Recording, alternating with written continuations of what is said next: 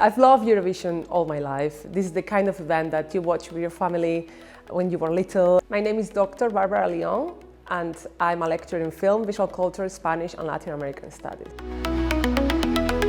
Once I started delving into Eurovision as an academic subject, it became apparent that it's not just about the spectacle. All the songs, they have like a deeper meaning, and that's what really interests me about studying Eurovision and researching on Eurovision.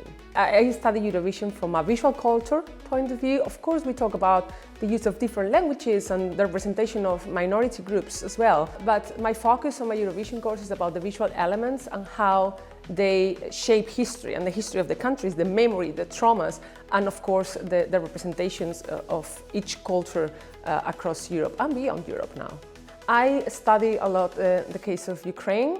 Ukraine started in Eurovision quite recently in 2003, and they are really successful. They present their culture in a modern but folkloric kind of manner, and they also know how to represent traumatic events, conflict, and everything that's been happening in the country in the modern history of it. I focus a lot on the Crimean history and how this was represented in 2016 and the winning song 1944, sung by Jamala, and all this history and struggle in Ukraine, it's something that really interests me, and I've been called in to advise on some events regarding the Ukrainian history and Ukrainian culture, not just in Eurovision but other media events as well. I have 29 students, I think, at the moment. Actually, they nominated me for Best Lecturer at Uni, Best Course, so I think they're really engaged with the course. I play some clips and encourage discussions. I put them into different delegations with their own little flag.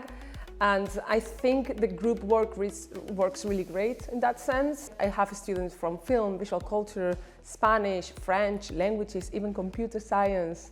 I have people coming from Australia, Canada, so it's quite diverse, and I think it's the same thing as in Eurovision. Different nationalities, different countries, different cultures, all working together. I dressed up every week depending on the topic that we have and also in terms of what Eurovision performance we're going to see that week, because it's another side of Eurovision. Like, clothing is very important. They represent the folklore or the identity, the heritage of a country or community, but also is the personality of the song. So it gives identity to the country, to the song, and of course it's part of the performative side of things that Eurovision is. Of course I cannot sing, so I do not do the singing. I just dressed up, and I think it's an immersive experience as well for students. And they all always tell me, oh, I'm looking forward to see what's your clothing for next week. I never tell until I do a dress reveal. I take off my coat, and yeah, I get some reactions, I have to say. I've always had the support from my colleagues, I have to say. I'm very grateful for that.